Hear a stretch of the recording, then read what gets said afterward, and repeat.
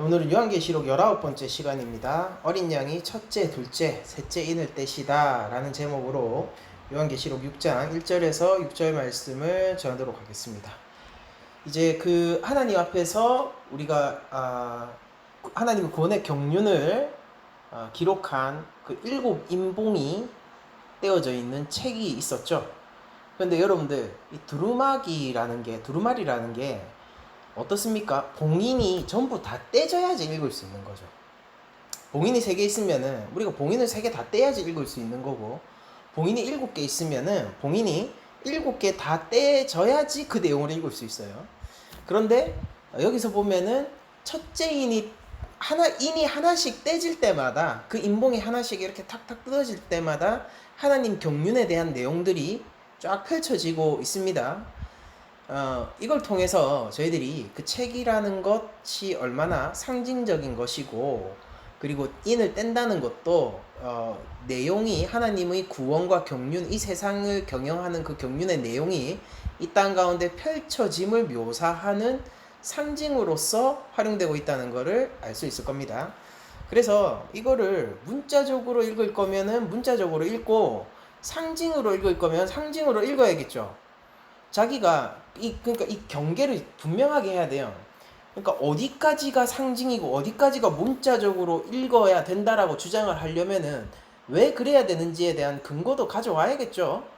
어쨌든 제가 말씀드릴 수 있는 것은요, 요한계시록에서 이제 인봉이 떼어지는 이런 환상들 뿐만 아니라 앞으로 기록될 모든 계시록의 환상의 내용은요, 상징적인 접근을 통하여서 상징으로서 해석을 해야 된다라는 것이고, 이 인봉이 하나밖에 안 떼어졌음에도 불구하고 그 책에 적혀 있을 법한 내용이 펼쳐지는 이 상황 역시 일종의 하나님 구원의 진리가 상징을 통하여서 우리에게 전달되고 있다라는 것을 좀 확실하게 하고 넘어가야 될 것 같습니다.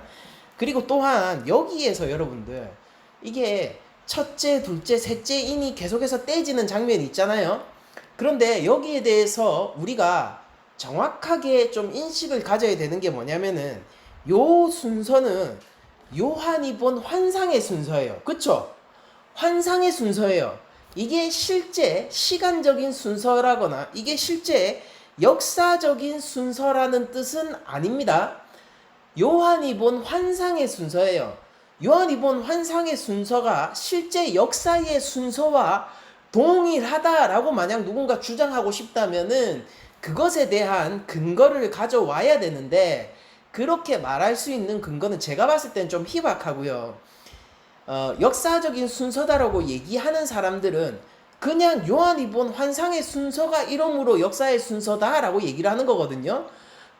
그런데 우리가 내용들을 보면은 알 수 있지만은 요한계시록에 다양한 환상들이 나오는데 그 모든 환상은요, 아주 특별한 경우를 제외하거든요. 그러니까 그 특별한 경우는 그거예요. 뭐냐면 예수님이 다시 오실 때 이런 거예요. 그런 특별한 경우를 제외하거든요. 전체 세계 역사를 거시적으로 조망하고 있습니다. 그러니까 요한계시록에는 요한 당시의 시대적인 묘사가 상징으로 들어가 있죠. 근데 그것만 있는 게 아니에요. 요한계시록을 보면은 교회 시대 전체를 묘사하고 있죠. 근데 그것만이 아니에요. 요한계시록은요, 온 세계, 그러니까 요한계시록이 존재했던 이전 세계도요, 구약의 세계도요, 그 모든 세계의 역사를 동시적으로 또한 거시적으로 조망하고 있어요. 이것이 바로 요한계시록이 적혀져 있는 구도고요. 첫째, 둘째, 셋째, 넷째 인들이 어떤 논리적인 구조는 가질 수 있을지언정 시간적인 순서로서 개연성을 가지는 것은 좀 그렇게 보기는 굉장히 힘듭니다. 그래서 여러분들이 뭐 앞으로 어떤 사람이 나와서 계시록에 지금 몇째 인까지 떼어진 시대이고 뭐 무슨 나팔에 뭐 몇째 나팔까지 불려진 시대이고 그런 식으로 얘기를 하면은 가볍게 무시하셔도 좋아요. 무슨 얘기냐면요, 요한계시록의 첫째 인과 셋째 인은 동시적인 사건일 수도 있고요, 요한계시록의 여섯째 인과 넷째 인도 동시적인 사건일 수 있고요, 확실히 넷째 인과, 우리가 다음 주에 볼 건데 넷째 인과 다섯째 인은요 진짜로 정말로 동시적인 사건이에요. 왜냐면은 넷째인이 이제 죽음에 대한 묘사고요. 다섯째인이 순교자들이 나타나는 대목이기 때문에 죽음이 세상을 지배하는 것과 순교자가 나타나는 것은 동시적인 사건이죠. 그런데 이거를 따로 얘기한다라고 하는 건 뭐냐면은 단지 요한계시록에서 서술되어지는 이런 인봉이 떼어지고 뭐 나팔이 부어지고 대접이 나팔이 불러지고 대접이 부어지는 이런 환상들은요, 시대의 전체를 거시적으로 하나하나 경향성이나 아니면은 그 단락단락에 따라서 묘사를 할 뿐인 거예요. 역사라는, 하나님의 구원 역사라는 거대한 덩어리가 있는데 이거를 한마디로 표현할 수 없죠. 왜냐면 복잡하기 때문이에요. 이거는 어떤 한 가지 흐름으로 정의할 수 없어요. 이것은 여러 가지 흐름들이 얽혀서 만드는 거대한 흐름이기 때문입니다. 그렇기 때문에 이런 것들을 각각의 측면에서 살펴보고 그거를 하나로 조합해서 봐야지 비로소 하나의 거대한 흐름을 추측할 수 있게 되겠죠. 왜냐하면 이 거대한 하나님 역사를 경륜하는 이 흐름 자체가 다양한 것들의 흐름들이 모여서 각자 또 분리될 수 있지만은 떨어져서 진행되지 않는 거예요.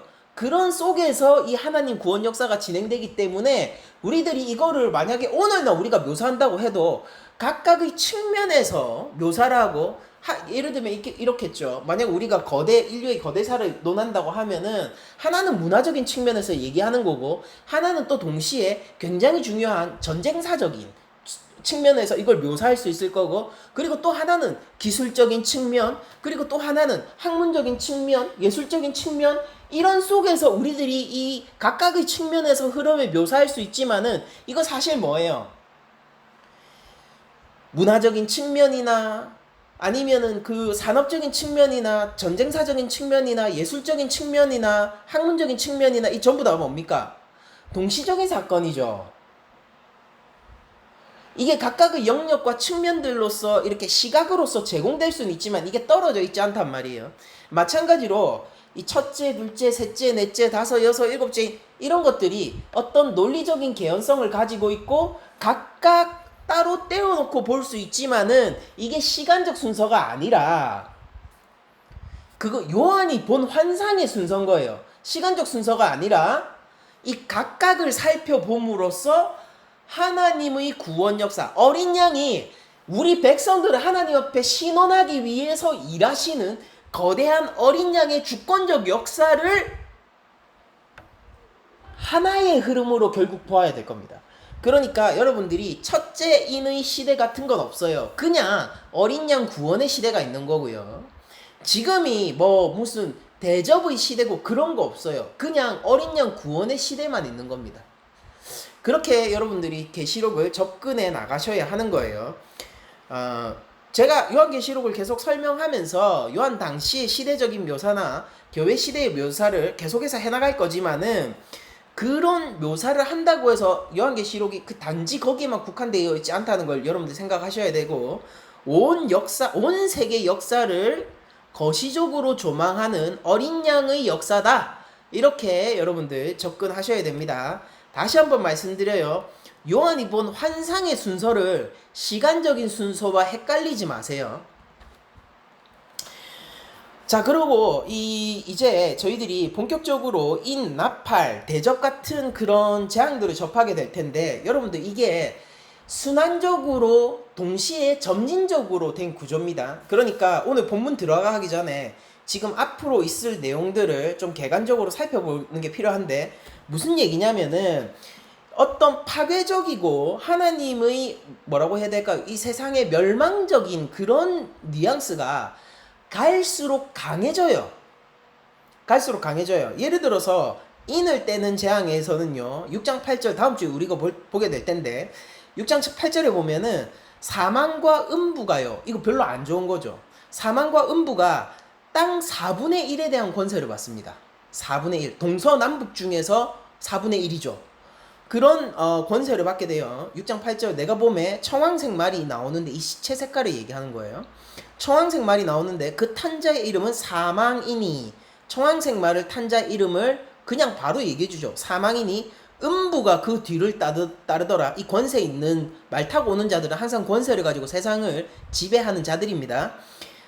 그들 뒤를 따르더라. 그들이 땅 4분의 1의 권세를 얻어 검과 흉년과 사망과 땅의 짐승들로서 죽이더라 라고 하면서 사망이 땅의 4분의 1에 대한 권세를 받게 되는 게 우리가 인재앙에서 묘사되는 범위적인 묘사예요. 그런데 나팔 재앙은 어떠냐면은 계시록 8장 6절 이하를 가면은 모든 것의 3분의 1이 영향을 받아요. 그러니까 땅 4분의 1에서요 모든 것이라고 하는 건 뭡니까? 모든 것, 바다도 포함되고요 하늘도 포함돼요. 그 모든 것의 3분의 1이 영향을 받게 됩니다. 그게 다 저주의 대상이 된다고, 하나님 심판의 대상이 된다고요. 그래서 나팔을 가진 7천사가 나팔 불기를 준비하더라. 첫째 천사가 나팔을 부니 피 섞인 우박과 불이 나와서 땅에 쏟아짐에 땅 3분의 1이 타버리고 수목 3분의 1도 타버리고 각종 푸른 풀도 타버렸더라. 땅 3분의 1이 영향을 받죠. 둘째 천사가 나팔을 부니 큰 불 붙는 산과 같은 것이 바다에 던지져짐에 바다의 3분의 1이 피가 되고 바다도 3분의 1이 영향을 받죠. 바다 가운데 생명 가진 피조물들이 3분의 1이 죽고 배들의 3분의 1이 깨어지더라. 바다에서 움직이는 것들 전부 3분의 1 깨지죠. 셋째 천사가 나팔을 부니 횃불같이 타는 큰 별이 하늘에서 떨어져 강들의 3분의 1과 여러 물샘에 떨어지니 이 별 이름은 쓴쑥이라. 물 3분의 1이 쓴쑥이 되매 그 물이 쓴물이 되므로 많은 사람들이 죽더라. 마실 물도 3분의 1이 파괴되고 그로 인해서 마실 물이 없어서 사람들이 죽게 돼요. 넷째 천사가 나팔을 부니 해 3분의 1과 달 3분의 1과 별들의 3분의 1이 타격을 받아 그 3분의 1이 어두워지니 낮 3분의 1은 비추임이 없고 밤도 그러하더라 라고 얘기하면서 3분의 1이 이 파괴 가운데, 하나님의 진노와 파괴 가운데 있게 되는 모든 것의 3분의 1이라는 그런 범위를 설정함으로 최초의 인의 재앙보다 나팔 재앙으로 가면은 그 범위가 확장됩니다. 그쵸? 점진적으로 증가해요. 그런데 대접 재앙으로 가잖아요. 그러면은 이 파괴의 범위가 어디까지 가느냐면은 모든 생물이라고 나와요. 모든 생물. 16장 3절입니다. 둘째 천사가 그 대접을 바다에 쏟음에 바다가 곧 죽은 자의 피같이 되니 바다 가운데 모든 생물이 죽더라. 여러분들, 그러므로 여기서 여러분들이 아셔야 되는 건 뭐냐면은 인에서 나오는 재앙의 내용과 나팔에서 나오는 재앙의 내용과 대접에서 나오는 재앙의 내용은요 각기 다른 거를 세 가지를 묘사하는 게 아니라요, 이 하나님의 구원 가운데 하나님 백성들을 구원하기 위해서 마치 애굽의 노예로 있었던 이스라엘 백성들을 구원하기 위해서 애굽 땅을 심판하셨던 하나님처럼 이 땅에서 이 백성들을 구원하기 위하여서 이 땅 가운데 열재앙과 같은 심판을 내리시는 하나님의 세상, 이 거대 역사예요. 우리 거대 역사를 향한 하나님의 구원 경륜이 한 번, 두 번, 세 번 점점 더 깊어진 묘사를 통해서 반복되는 겁니다. 무슨 말인지 알겠죠? 그래서 여러분들 인의 재앙을 잘 이해하시면은 나팔 재앙에서 나오는 내용들이 인의 재앙의 그 재앙을 한층 더 심화한 내용임을 알 수 있고요. 그렇게 나팔 재앙을 잘 이해하시면은 나중에 나올 대접이 부어지는 재앙도 나팔 재앙이 조금 더 심화된 형태로 나타난다는 것을 알 수 있을 거예요. 거기에 따른 차이점들과 각각 인, 나팔, 대접이 조망하는 어떤 시각의 조금의 차이점들은 우리가 그때 가서 한번 보기로 하죠. 다만 그런 차이점들보다는 지금은 공통점들을 조금 더 염두에 둡시다. 그래서 인재앙, 나팔재앙, 대접재앙은 하나님의 구원 역사, 특히 이스라엘을 구원하기 위해 애굽에 열재앙을 주신 것과 같은 그런 하나님의 구원 경륜이 바로 이 땅 가운데서 그러니까 요한의 환상 가운데, 이 땅이 아니라 요한의 환상 가운데서 점진적으로 3번 반복되어서 심화 묘사되고 있다로 정리를 하도록 하겠습니다.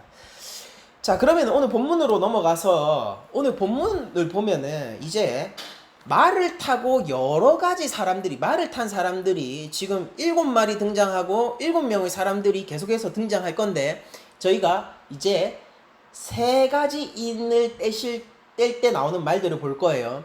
이거에 가장 큰 그 영향을 주고 있는 구약의 본문은 뭐냐면 스가랴서입니다. 스가랴서 1장 8절을 보면은 내가 밤에 보니, 스가랴의 환상이에요. 내가 밤에 보니 한 사람이 붉은 말을 타고 골짜기 속 화석류 나무의 사이에 서 있고 그 뒤에 붉은 말과 자줏빛 말과 백마가 있기로 라고 얘기하면서 이제 붉은 말, 자줏빛 말, 백마를 탄 하나님의 사자들이 나오고요. 그리고 조금 더 직접적으로 오늘 본문과 연관되어 있는 게 스가랴서, 마찬가지로 스가랴서죠. 스가랴서 6장 1절에서 8절까지 말씀인데 제가 한번 읽어 드릴게요. 여러분들 그냥 이거 뭐 어떤 내용이냐면은 하나님의 백성을 압제하는 나라를 징벌하러 정찰 보내시는 하나님의 심부름꾼들에 대한 내용입니다. 스가랴서 6장 1절 이하를 제가 읽어 드릴게요. 내가 또 눈을 들어본즉, 자, 환상이 시작되고 있어요. 눈을 들어본즉 내 병거가 두 산 사이에 나오는데 그 산은 구리산이더라 라고 하면서 철과 같은 산에서 내 병거가, 그러니까 말이 이끄는 병거겠죠. 그 병거가 전차입니다. 그게 두 산 사이에서 나옵니다. 그러면서 묘사되는 게 첫째 병거는 붉은 말, 둘째 병거는 검은 말, 셋째 병거는 흰 말, 넷째 병거는 어룽지고 건장한 말들이 메었는지라 라고 얘기를 하고 있어요. 그러니까 분명히 요한계시록에서 나와 있는 말들의 순서나 색깔들의 상이한 차이는 있지만은 이 구도가 똑같죠. 그러니까 스가랴서 6장 1절에서 8절 말씀이 오늘 본문에 가장 영향을 미치고 있는 본문일 텐데, 내가 내게 말하는, 계속 읽겠습니다. 6장 4절 스가랴서. 내가 내게 말하는 천사에게 물어 이르되 내 주여 이것들이 무엇이니까 하니 천사가 대답하여 이르되 이는 하늘의 내 바람인데 라고 얘기하면서 요 내 병거를 뭐라고 얘기하냐면은 하나님의 내 바람이래요. 내 바람. 자, 보통 성경에서 사 나오면 동서남북 사방을 얘기하고 온 세상을 상징하는 경우가 많죠. 그렇게 온 세상에 부는 바람이랍니다. 내 바람인데 온 세상의 주 앞에 서 있다가 나가는 것이라 라고 얘기하면서 그 구리산이 하나님이 좌정하신 산이라는 걸 알려줍니다. 주 앞에 서 있다가 나갑니다. 내 바람이요. 어디로 나갈까요? 동서남북 전부도. 6장 6절 계속 읽을게요. 검은 말은 북쪽 땅으로 나가고 흰 말은 그 뒤를 따르고 어룽진 말은 남쪽 땅으로 나가고 건장한 말은 나가서 땅에 두루 다니고자 하니 그가 이르되 너희는 여기서 나가서 땅에 두루 다니라 하매 곧 땅에 두루 다니더라. 그가 내게 외쳐 말하여 이르되 북쪽으로 나간 자들이 북쪽에서 내 영을 쉬게 하였느니라 하더라 라고 얘기하면서 검은 말이 북쪽 나가고 흰 말이 뒤따라서 북쪽으로 갔습니다. 어룽진 말은 남쪽으로 가고요. 건장한 말은 어땠습니까? 이 건장한 말이 어룽지고 건장한 말이었죠. 요게 어땠습니까? 이거는 동서남북 전 세계로 돌아다니는 거예요. 근데 특별히 북쪽으로 나간 자들이 북쪽의 내영을 쉬게 하고 있는 역할을 받게 돼요.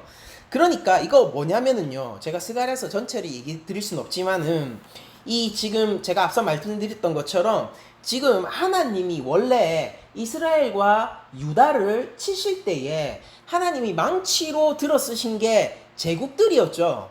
그런데 그 제국들이 너무 심하게 한 거예요. 뭐냐면은 하나님은 이들에게 고난을 이만큼 허락했는데 이 제국들은 각각 이스라엘과 유다를 치고 깨기를 이만큼 한 겁니다. 하나님이 허락하신 선을 넘어서 이들을 압제하는 거예요. 그러니까 하나님이 이 백성들을 불쌍히 여겨서 하나님의 백성을 구원하고자 그 제국들이 망치 같은 역할을 수행했던 그 제국들에게 도리어 망치와 같은 하나님의 진노로 심판하시고자 하는 내용이거든요. 그럼 여기서 심판당하는 쪽은 누구고 지켜지는 쪽은 누구예요? 그러니까 북쪽에 누가 모여있겠냐고요. 하나님의 백성은 지금 이게 기쁜 소식이에요. 하나님의 말들, 병거들이 온 세상을 돌아다닌다라는 게 기쁜 소식인 거예요. 그런데 제국들은 뭡니까? 내가 필요 이상으로 하나님의 백성을 압제해버린 거예요. 내가 도구로서의 망치 수준을 넘어선 거예요. 그럼 그들에게는 하나님의 병거가 세상을 돌아다닌다는 말이 어떻습니까? 매우 불리한 소식이죠. 아주 불리한 소식이에요. 그렇게 우리가 이 스가랴서에서 보면은 이 붉은 말들 그리고 이 병거가 하나님의 백성을 지키기 위해서 그 압제하는 나라들의 징벌을 가하는 역할을 한다는 걸 알 수 있어요. 그리고 이거는 요한계시록에서도 동시에 계승되는 이미지입니다. 그러니까 이 개념으로 봐야 돼요. 그러니까 이 말들은 뭐냐면은요. 하나님의 백성을 압제하는 나라들을 징벌하기 위해서 어린 양께서 보내고 있는 군대와 같은 병거와 같은 그런 심부름꾼들이겠죠. 그러니까 생각해 보세요. 이들이 돌아다니고 재앙이 임하고 있다는 게 우리에게 나쁜 소식일까요? 그렇지 않단 말이에요. 그러니까 오히려 우리로 하여금 살짝 기대를 하게 하는 거예요.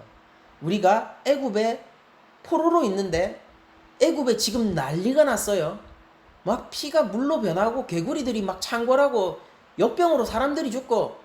근데 그게 무섭죠, 두렵죠. 그런데 그게 우리한테 유리한 소식입니까? 불리한 소식입니까? 극히 유리한 소식이죠. 그러니까 계시록 보면서 우리가 두려워할 필요가 없는 거예요.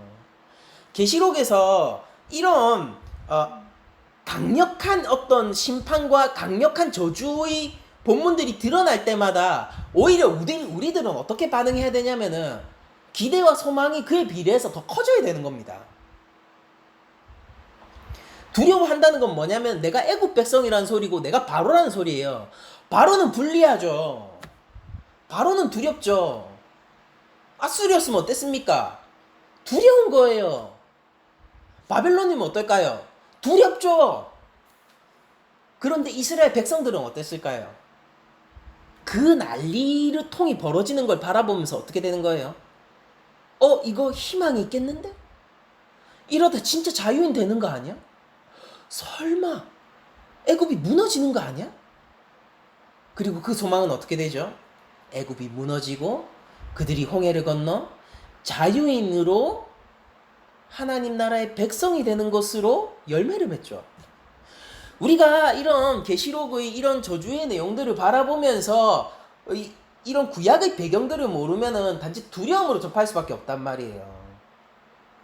그러니까 여러분들 제가 오늘 하나하나를 이렇게 풀어줄 테지만 이 하나하나를 여러분들이 이건 이런 의미야 저런 의미야 이렇게 이해하는 것보다 더 중요한 건 뭐냐면은 전체적인 뉘앙스와 태도를 결정하는 건데 그게 어떤 거냐면 여러분들 인재앙이 벌어지면 벌어질수록 여러분들은 살짝 기대를 품으시란 말이에요.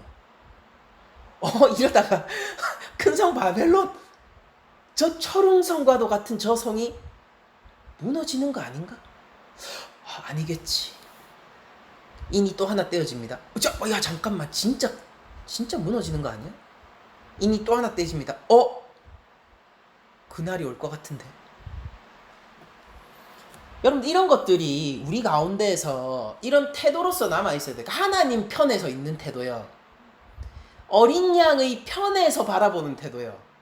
꼭 하나님 나라 백성이고 교회이면서도 왜 세상적인 관점에서 이 계시록을 보고 두려워하고 마치 계시록이 하나님의 협박문인 것처럼 이해를 하냐 말이에요. 오히려 하나님의 러브레터에 가까운데. 그런 스가랴서의 이미지를 가지고 왔다. 그래서 제국들을 심판하시는 그것으로 인해서 이스라엘을 회복하시려는 하나님의 이 군대 심부름꾼들이 이 각각 색깔을 지닌 말들이었고 병거였다. 요거 위에서 요한계시록을 보죠. 그러면은 요한계시록은요 이제 이 범위를 더 넓힙니다. 이 말들이요 이제는 다른 제국들을 정복하는 정도가 아니라 온 자연을 정복해요. 그래서 이 여기서 나타나는 구도도 단순히 어떤 국가들이 멸망하는 구도 정도가 아니라 자연적이고 온 국제 정세라고 우리가 부르는 것들이 있죠. 한두 국가의 얘기가 아니라 국제 정세요. 국제 정세의 정치적인 재앙들을 묘사하게 되죠. 그러니까 스가랴서에 나온 그 병거와 말들과 동일한 역할을 수행하되 요한계시록에 나오는 말들은 뭐예요? 말의 탈자들은 그 범위가 온 피조 세계로 넓어졌고요. 몇몇 제국들이 아니라 온 역사라는 관점으로 확장된 거예요. 그게 오늘 나오는 말들입니다. 그 지점에선 차이점이 있지만 기본적인 역할은 스가랴서에 나오는 병거 말들과 같은 역할을 수행한다 라는 것이고요. 그럼 먼저 우리가 본문을 보면서 첫째 인이 뭔지 한번 보도록 합시다. 자, 6장 1절에 보면은 내가 보매 어린 양이 7인 중에 하나를 떼시는데, 그러니까 어린 양이 어떻게 하는 거예요? 7인 중에 드디어 하나를 떼셨습니다.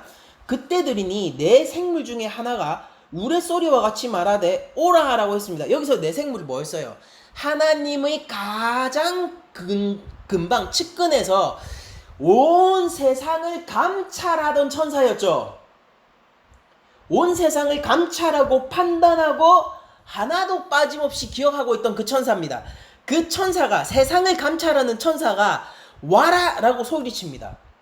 그러니까 뭐가 왔습니까? 그러니까 흰말을 탄 자가 왔어요. 자, 이에 내가 보니 흰말이 있는데 그 탄 자가 활을 가졌고 면류관을 받고 나아가서 이기고 또 이기려고 하더라 라고 얘기를 합니다.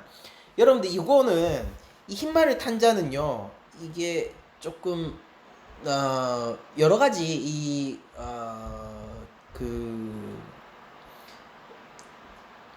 반대되는 의견이 존재해요. 그러니까 크게 보자면은 흰말을 탄 자는 바로 그리스도를 상징한다라는 해석도 있고요. 그리고 두 번째로는 이제 로마 제국의 정치적 군사적 지도자들을 상징한다라는 해석도 있고, 그리고 세 번째로는 이 세상에, 온 세상에, 그러니까 모든 역사 가운데 존재할 수 있는 거대한 적 그리스도를 상징한다라고도 얘기를 합니다.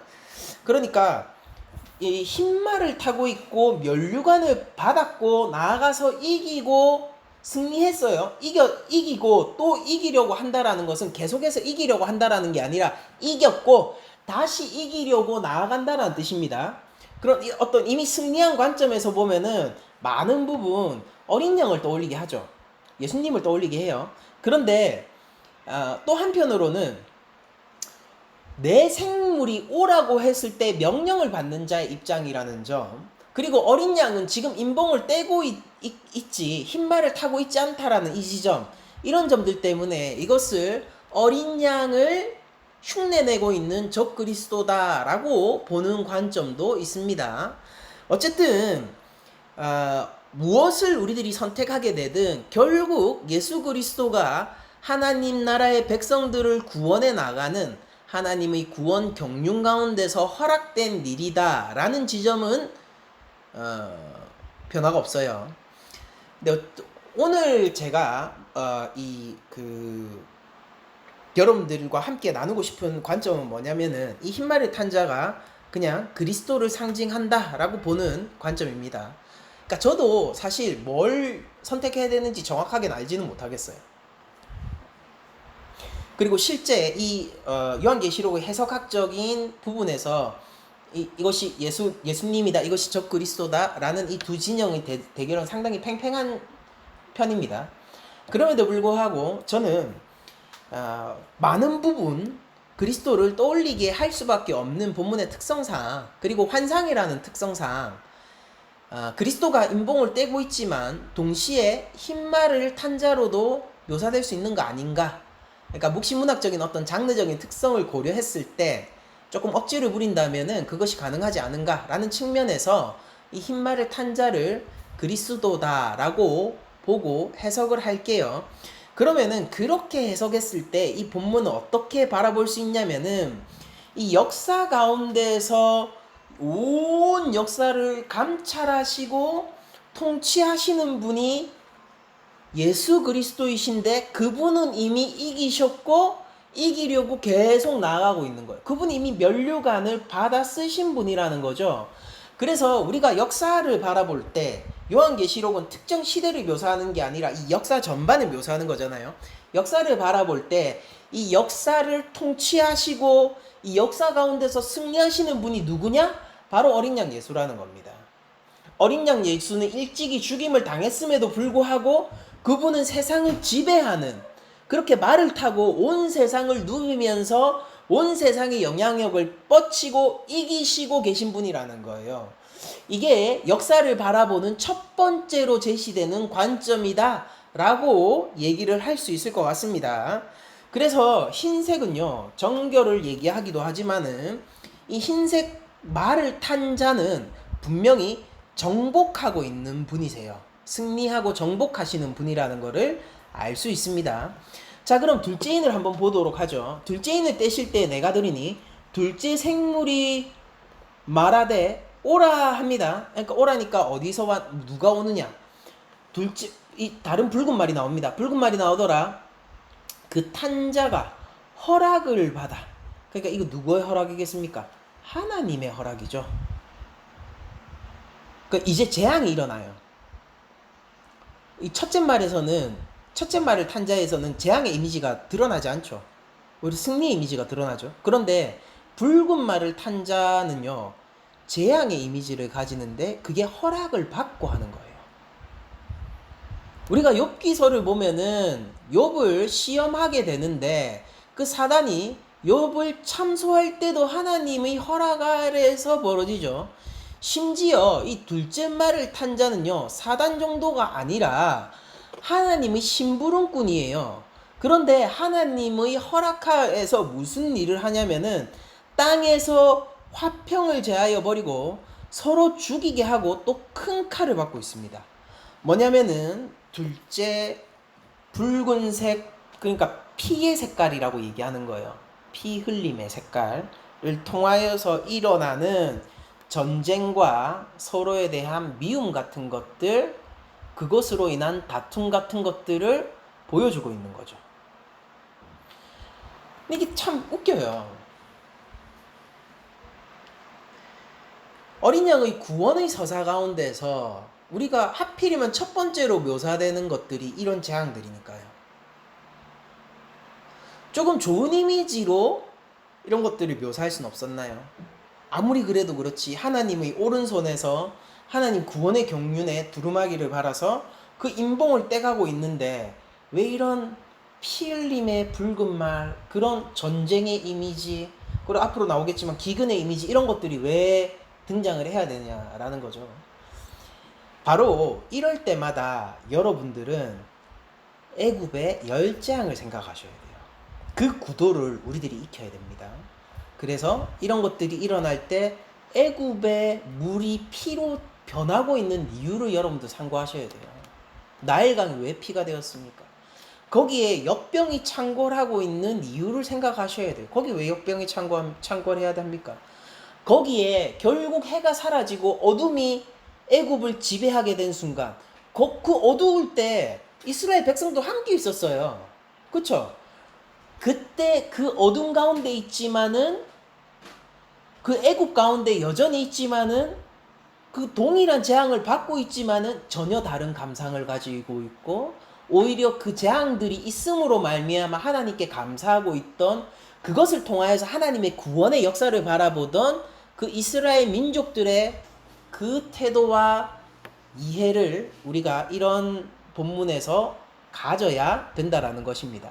그러니까 하나하나 해석하는 것보다 이 태도가, 이 시각이 훨씬 중요한 거예요. 지금 적어도 이 본문, 요한계시록 본문에서는 말입니다. 자, 그렇게 전쟁을 가지고 오는 두 번째 붉은 말, 피를 흘리게 하고 세상 가운데 미움을 드러내게 해서 하나님의 심판의 하나님의 심판을 빠르게 촉구하는 역할을 하게 하는 두 번째 말을 탄 자가 오게 되고요. 그리고 세 번째 인을 떼니까 검은 말을 탄 자가 나오는데, 이 검은 말은 기근을 상징합니다. 셋째 인을 떼실 때 내가 들으니 셋째 생물이 말하되 오라 하기로 내가 보니 검은 말이 나오는데 그 탄자가 손에 저울을 가졌더라. 이 검은 말을 탄 자는요, 다른 말들과 다르게 그 탄자가 손에 무엇을 가지고 있는지를 묘사하고 있어요. 그게 바로 저울인 것입니다. 그럼 저울을 왜 가지고 있느냐? 이거 나중에 보면은 곡식을 재려고 가지고 있는 거예요. 자, 6절 내가 내 생물 사이로부터 나오는 듯한 음성을 들으니 이르되, 그러니까 이거 하나님의 음성이라, 성부의 음성이라는 것을 지금 애들로 표현하고 있는 거죠. 내 생물 사이에서 나는 음성이 뭡니까? 내 생물이 하나님의 보좌를 들고 싸고 있었으니까 내 생물 사이에서 나오려면 하나님의 보좌에서 나와야겠죠. 그러니까 하나님이 이렇게 얘기하시는데, 그러니까 하나님의 제한이 있는 거예요. 하나님 명령이 있는 거예요. 둘째 말도 어땠습니까? 둘째 말도 허락을 받았고요. 셋째 말도 지금 명령과 허락을 받고 있는 건데, 그 내용이 뭡니까? 한 데나리온에 밀 한 대요. 한 데나리온에 보리 석대로다. 또 감람류와 포도주는 해치지 말라. 이렇게 얘기를 하고 있습니다. 무슨 얘기냐? 여러분들, 이게 곡식을 가지고 저울에 재야 할 정도로 심각한 기근을 의미해요. 그런데 에스겔서 4장 10절을 보면요, 에스겔이 이스라엘에 임할 기근을 몸소 보여주기 위해서 특별한 행동을 하는데요, 그 여러 가지 행동들 중에 하나가 음식물을 저울에 달아서 아주 소량을 먹는 거였어요. 에스겔서 4장 10절 하나님이 이렇게 명령하십니다. 너는 음식물을 달아서 하루 23개씩 때를 따라 먹고 라고 하면서, 그러니까 아주 극소량의 음식만을 저울로 재서 먹어라 라고 이 명령을 하고 있고, 물도 6분의 1흰씩 되어서 때를 따라 마시라 라고 하면서 물도 달아서 아주 극소량의 물만 마셔라 라고 명령을 하십니다. 여러분들, 이런 것처럼 곡식을 저울에 재야 하는 상황이라는 것은 극심한 기근을 의미하고 있어요. 하나님이 분명히 한 데나리온에 밀 한 대라고 했고 한 데나리온에 보리 석 대라고 얘기했는데, 이 자체가 엄청나게 곡식이 모자른 상황을 보여주는 거예요. 왜냐면은 한 데나리온이 우리 보통 뭐라고 합니까? 성인 남성의 하루 품삯이에요. 그런데 한 밀 한 대가 어느 정도냐면은 1인 식사량에 불과합니다. 성인 남성이 일을 한다는 건 뭐예요? 아내도 있고 자식도 있겠죠. 그럼 최소 3인 4인 가정을 우리들이 생각합시다. 그때는 자녀들이 더 많았습니다.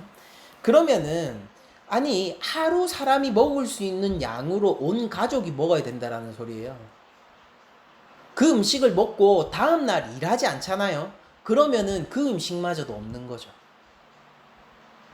그게 한 데나리온의 밀 한 대입니다. 그런데 이거를 조금 값싼 곡식인 보리로 바꿔도 석대에 불과해요. 3인 식사량에 불과하죠. 어떻습니까?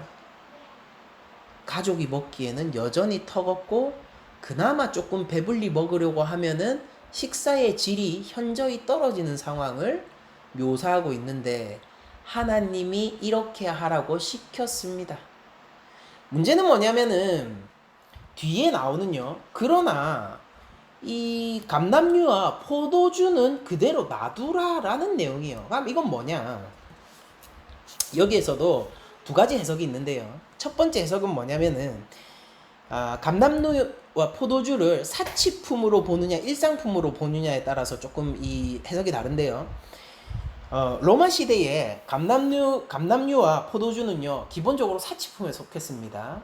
그래서 기득권을 가진 부자들은 해를 잊지 않고 계속해서 풍요를 누리지만은 빈곤한 자들의 빈곤은 계속해서 가속화되는, 그러니까 빈익빈 부익부의 상황을 하나님이 허락하셨다라고 보는 입장이 바로 감람류와 포도주를 사치품으로 보고 그거는 해를 입지 않게 하라라고 얘기하신 하나님의 역사의 경륜의 방법이다라고 얘기하는 사람들이 있고, 두 번째는 뭐냐면은 이게 로마에서는 감람류와 포도나무가 사치품이었지만은 우리가 이스라엘을 중심으로 한 유대 땅 있잖아요. 그 팔레스타인 지역. 거기에서는 이게 사치품이 아니었어요. 이게 필수품이었습니다. 그럼 만약에 그러면은 이 유대적인 어떤 입장에서 해석을 하면은요, 모든 것을 이 기근은 모든 것을 파괴하는 기근이 아니라 그래도 필수품 중 일부를 남겨놓는 제한적인 기근이라는 의미로 볼 수가 있는 거예요. 진노의 하나님의 진노가 이 땅 가운데 쏟아지지만은 여전히 그 가운데서도 하나님의 작은 긍휼이 남아있다라고 해석을 할 수도 있는 거예요. 저는 이게 사치품으로서의 감람류와 포도주가 조금 더 어울리지 않나라는 생각을 하기도 하는데, 근데 진짜 모르겠습니다. 이것도 진짜 모르겠어요. 이게 또 많은 부분들은, 사실 많은 학자들은 이게 제한적인 기근이라는 측면으로서 더 많이 해석을 하고 있거든요. 그래서 저도 이거 확신이 없으므로 조금 다수의 학설을 따르기로 하고요. 포도주와 감람류는 물론 로마에서는 사치품적인 이미지가 있었으나 유대적인 시각에서 볼 때는 이거는 그래도 백성들이 누릴 수 있는 필수품이지만 그래도 백성들이 누릴 수 있는 기쁘고 즐거운 품목이었기 때문에 하나님의 이 기근 가운데서도 하나님의 긍휼과 제한적인 기근을 하나님이 그래도 허락하시고 계시다라는 측면에서 이 본문을 해석하도록 하죠. 그래서 실제 여러분들 향후에 이 요한계시록이 쓰여진 이후에 이제 주후 92년이죠. 이때 요한 공동체를, 즉 초대교회를 탄압했던 도미티아누스 황제가요, 실제 이 로마 땅에 기근이 내려가지고 포도원을 다량으로 밀밭으로 바꾸려고 시도한 기록이 있어요. 그랬더니 이제 그 정책을 시도하려고 했는데 아주 귀족들의 굉장히 강한 반발에 부딪혀서 무산됐던 그런 기록이 있거든요. 그래서 어쩌면은 이 본문이 그에 대한 예언일 수도 있다. 그런데 제가 다시 말씀드리지만은 어떤 요한계시록 자체가 특정 시대만을 묘사하는 것이 아니라 거시적인 역사를 빅 히스토리죠. 묘사하고 있기 때문에 이것은 하나님의 진노 가운데서도 여전히 하나님의 긍휼이 남아서 제한적인 진노만을 뿌리신다라는 측면에서 오늘 본문을 보도록 하겠습니다. 그러면은 여러분들 첫 번째, 둘째, 셋째 인이 떼어지면서 나아가는 역사의 구도는 뭐예요? 자, 이렇게 볼 거예요. 한 측면을 바라보고 이것을 꼬아서 하나의 거대한 역사 흐름으로 만들 건데, 첫 번째 측면은 뭐였습니까? 다음 주 6가지 다 모이면 또 그렇게 할 거예요. 한 측면은 뭐예요?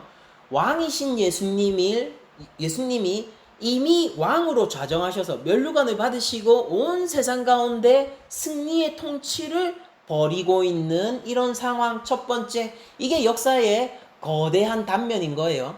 그러면은 또 다른 거대한 단면은 무엇이냐면은, 그렇게 예수님이 통치를 하고 있을 때에 이 붉은 말, 전쟁이 허락되어짐으로 말미암아 이 통치하시는 그리스도 앞에서 심판의 이유를 계속 쌓아나가고 있는 지점입니다.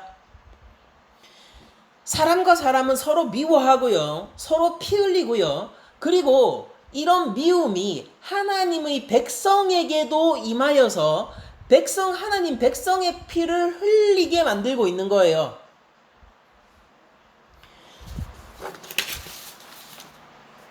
화평을 제하여버리고 서로 죽이게 하라고 큰 칼을 받았죠. 그러니까 칼의 세상 있잖아요. 칼의 세상, 무력의 세상, 힘의 논리, 이런 것들 실제 우리 거대 역사의 단면이죠. 이건 실제로 권력의 역사라는 것은 무엇입니까? 힘의 역사라는 것은 무엇입니까? 전쟁사라는 건 뭐예요? 웃긴 거는 인류의 기술의 가장 비약적인 발전들은 언제나 전쟁 이후에 벌어지고 있다는 거예요. 우리가 핸드폰 쓰고 있죠.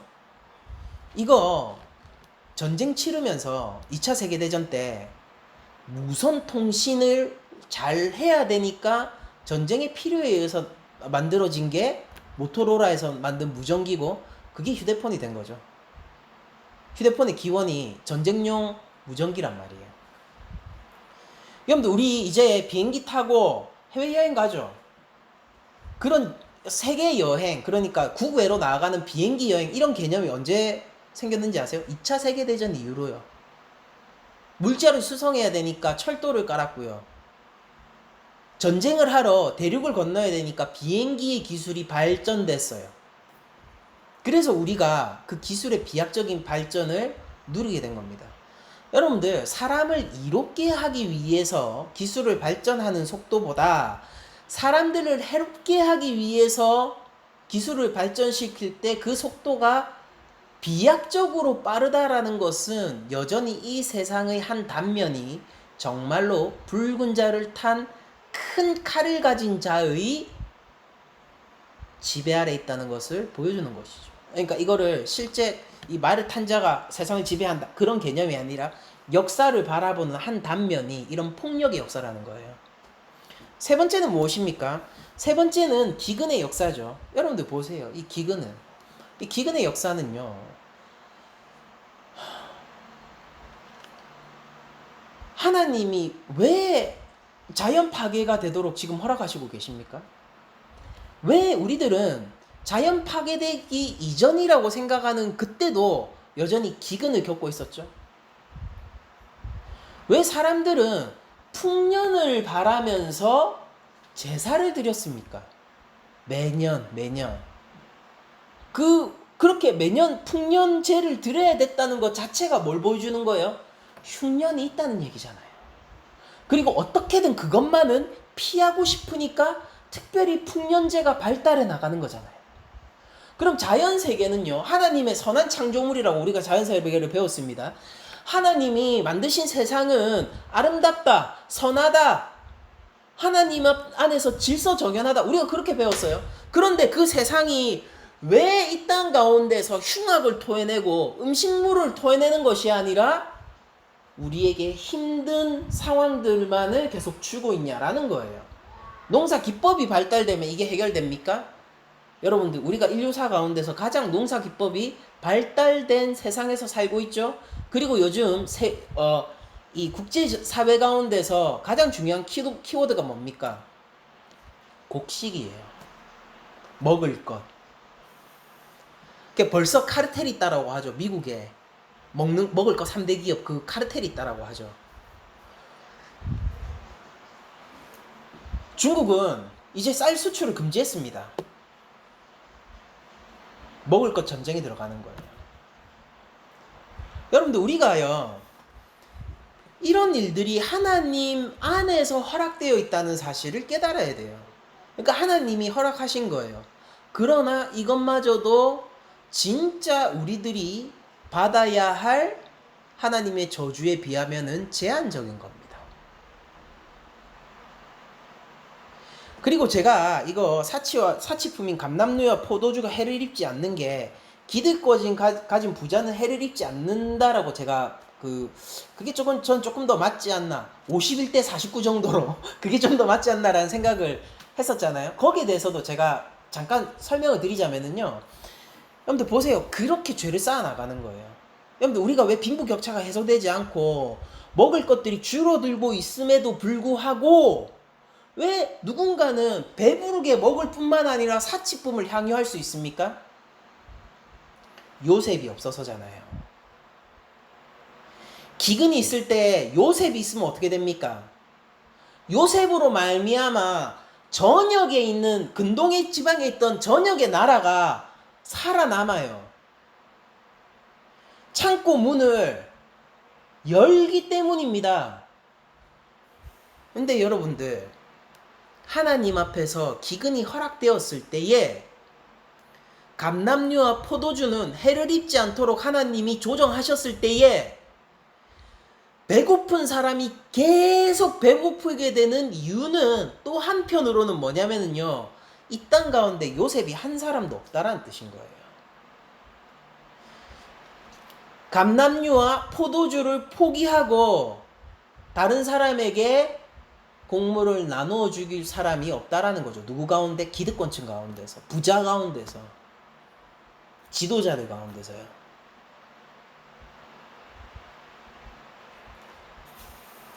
그렇게 온 땅을 돌아다니시는 주 앞에서 이기고 이미 이겼고요. 다음에 또 이기려고 달려가시는 주님 앞에서 심판의 이유를 하나 더 하고 있는 겁니다.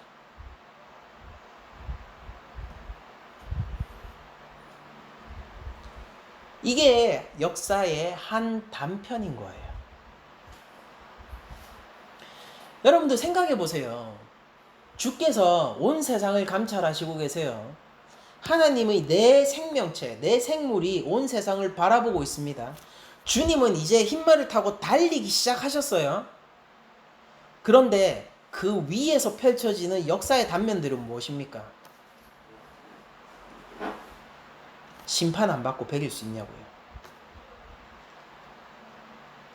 그런데 우리는 이걸 보면서 어떤 감정을 느껴야 되는 거예요? 두렵다라면 예수님을 믿으세요. 두렵다라고 생각이 드신다면 자신의 삶을 돌아보세요. 전쟁과 피 흘림의 원인이 되는 미움과 증오, 그것이 내 안에 있는지 다시 한번 살펴보란 말이에요. 심판받을 역사의 흐름 가운데 내가 위치해 있는지, 주의 구원의 역사 가운데 내가 위치해 있을지 잘 살펴보란 말입니다. 누군가는 계속해서 배부릅니다. 누군가는 계속 가난해요. 하나님이 돕지 않아서 그런가요?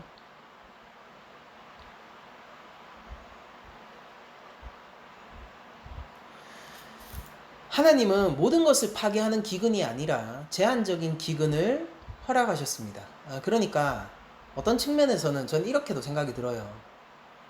힘들게는 하셔도 죽게는 안 하시는데 죽는 사람이 나타나는 이유는 우리 가운데 긍휼함이 없어서겠죠.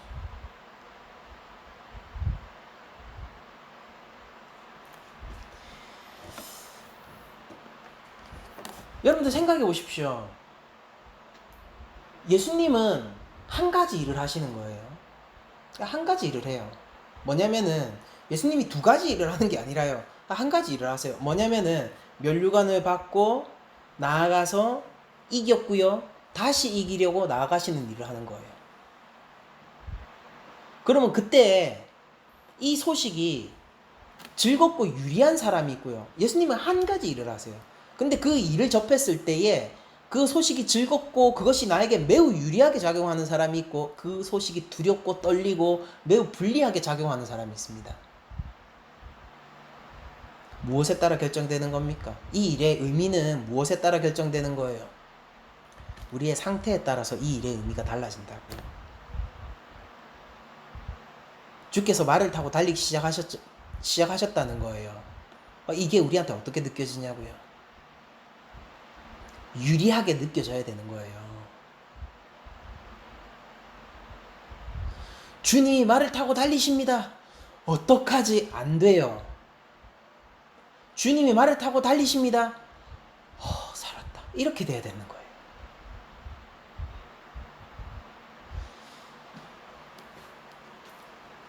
여러분들, 전쟁이 일어나고 있는데 이제 뭐 세계 2차 대전에서 나치군에 점령당한 지역에 이제 연합군이 밀고 들어오고 있어요. 그 승리한다는 소식이 쫙 펼쳐지고 있고, 연합군이 이기고 또 이기면서 탱크와 비행기를 끌고 다가오고 있다라는 소식을 들었습니다. 거기서 두려워 떠는 사람은 뭡니까? 나치예요. 거기서 즐거워하는 사람들은 누구죠? 나치에 잡혀있던 포로들이죠. 하나님이 이 땅 가운데 어떤 측면에서는 전쟁을 선포하시고 계시다라고 할 수 있습니다. 만군의 여호와께서, 패배를 모르시는 주 하나님께서 이 땅 가운데 전쟁을 선포하신 것이라고 볼 수도 있어요. 결코 패배치 않으실 거고, 그분의 발걸음, 어땠습니까? 다리 노쇠였죠. 적들을 밟아 부수는 그 앞에서 우리 한국말로 뼈도 못 추린다는 말이 있잖아요. 진짜 뼈도 못 추려요. 그분께서 이 땅에 전쟁을 선포하신 거예요. 그 전쟁의 선봉장이 누구세요? 우리 주 예수 어린 양 예수 그리스도이십니다. 그분이 이기고 또 이기고 또 이기고 또 이기면서 온 세상을 정복하세요. 그러니까 제가 묻고 싶은 질문은 딱 하나예요. 그래서 주께서 한 가지 일을 하시고 계신데 이게 나한테 유리합니까? 불리합니까? 이 소식이 나한테 좋은 소식이에요? 굿뉴스예요? 복음이에요? 아니면은 배드 뉴스, 나쁜 뉴스입니까? 주께서 최대한 안 오셨으면 좋겠어요? 그러니까 누구 편이냐고요? 여러분들 포로예요? 작아요? 상관없다고요. 누구 편이냐고요? 여러분들 큽니까? 힘이 많아요? 지금 여기를 정복하고 있어요? 상관없어요. 어차피 주님한테 뺏길 땅이잖아요. 그래서 누구 편이냐고요? 주님이 오셨을 때 이 땅을 정복한 자가 문을 열면서 주님을 맞이할 수 있으면 그건 주님의 편이에요. 그런데 이 땅을 정복한 자가 주님이 올 때 문을 꽁꽁 닫고 공성전을 해야 되면은 그는 하나님의 노새와 같은 발에 쾅 밟혀 사라질 거예요. 뼈도 못 추리게 될 거라고요. 불리한 소식이죠. 주께서 전쟁이 일어나는 이 땅을 보셨어요. 목격했어요. 여러분들 이거 유리해요, 불리해요, 우리한테? 우리에게 넘치는 미움을 주께서 보셨어요. 이거 유리해요, 불리해요? 주님이 긍휼이 함이 없는 이 세상을 보셨어요. 주님은 기근을 통해서 이 세상을 쳤습니다. 그때 사람들이 어떻게 행동하는지도 하나님이 보셨어요. 예수님이 깃발을 들고 말을 타고 달려오시고 계시다고요. 그래서 이 소식이 우리한테 유리하냐고요, 불리하냐고요? 정상적인 그리스도인은 어때야 되냐면은 이게 즐겁고 유리해야 된다고요. 이스라엘의 나일강이 핏물로 잠길 때 속으로 주먹을 쪽 쥐면서 설마 희망의 빛을 발견하는 그 이스라엘 백성들처럼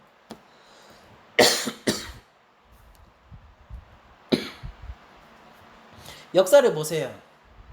심판당할 일이 많죠. 그걸 보면서 사람들이 이렇게 생각합니다. 하나님이 없으니까 저런 일이 일어나지. 신이 없으니까 저런 일이 일어나는 거예요. 전쟁을 봐. 누구도 말리지 않아. 여러분들 역사의 순간에 그런 순간에 포착할 때 붉은 말의 순간, 검은 말의 순간에 포착할 때 우리는 어떻게 하는지 압니까? 주님 오시겠는데?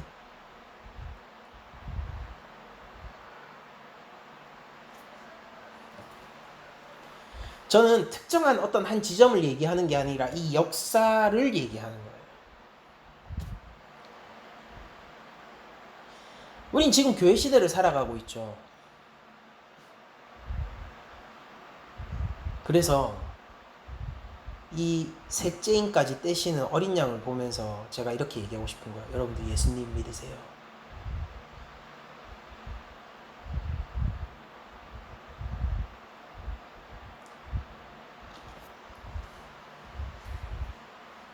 이런 잔인한 소설이 소망이 되는 사람이 되십시오. 이런 하나님의 진노를 바라보면서 어쩌면 나도 살 수 있는 거 아닌가 라는 소망을 품는 하나님 나라의 백성이 되시란 말이에요. 모세와 아론이 애굽으로 들어왔습니다. 이제 애굽은 결코 이전과 같을 수 없어요. 거기에 모세와 아론이 들어왔기 때문이에요. 이제 결코 이전과 같아질 수 없어요. 여러분들 이 세상의 역사 가운데 예수 그리스도께서 이미 진격을 시작하셨습니다. 근데 이 세상은 결코 이전과 같을 수 없을 거예요. 모세와 아론이 들어왔을 때 웃고 즐거웠던 자는 누구입니까? 세상은 엉망진창이었죠. 근데 거기서 웃는 자가 누구였죠? 주님이 붉은 말을 이끌고 검은 말을 이끌고 이 땅을 돌아다니실 때 웃을 자가 누구입니까?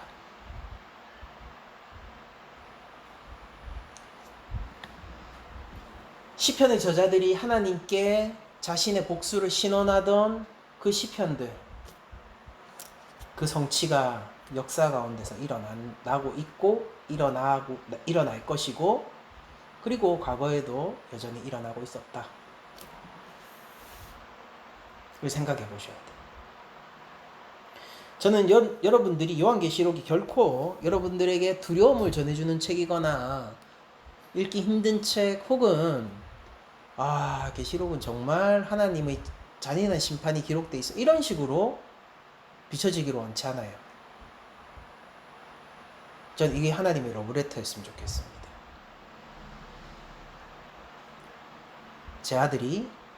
만일 제 아들이 강물 가운데로 뭣도 모르고 걸어가고 있으면은 저는 아주 강하게 질책할 거예요. 벌써 가슴까지 찼어요. 야, 아들아, 한 발짝이라도 떼면 죽어. 한 발짝이라도 떼봐. 죽어. 집에 못 들어와. 한 발짝이라도 떼봐. 절대 움직이지 마. 움직이면 너 진짜 죽어. 아빠 손에 죽어. 왜 그렇게 얘기할까요? 여러분들 여기서 느껴지는 게 아비로서 피도 눈물도 없는 공의입니까? 아니면은 자식을 살리고자 하는 아비의 절절한 부성입니까? 주님이 이 땅을 심판하시고 계시고 이 땅의 어려움들을 여전히 허락하고 계세요. 그걸 바라보면서 우리를 그 가운데 있게 하세요. 이것은 주 예수 그리스도의 교회를 향한 사랑입니까? 아니면 피도 눈물도 없는 어린 양의 세상을 향한 복수입니까? 주님은 한 가지 행동을 하세요. 면류관을 받고 이기고 또 이길 거예요. 변함없을 겁니다. 이제 결정하세요. 이 소식이 유리한 자가 될지 불리한 자가 될지, 이것이 복음이 될지 배드뉴스, 나쁜 소식이 될지 결정하세요. 한 주간 여러분들의 삶에서 예수님을 향한 열망과 소망과 주님을 향한 믿음이 더욱 커지시기를 바라며 이 역사를 경륜하시는 하나님의 손안에 모든 것이 있다는 것을 깨달아 알아. 어떠한 상황 가운데서도 예수님을 붙들고 이 모든 상황 가운데서 주님을 묵상할 수 있는 여러분들이 되시기를 축원하면서 모든 말씀을 마치도록 하겠습니다.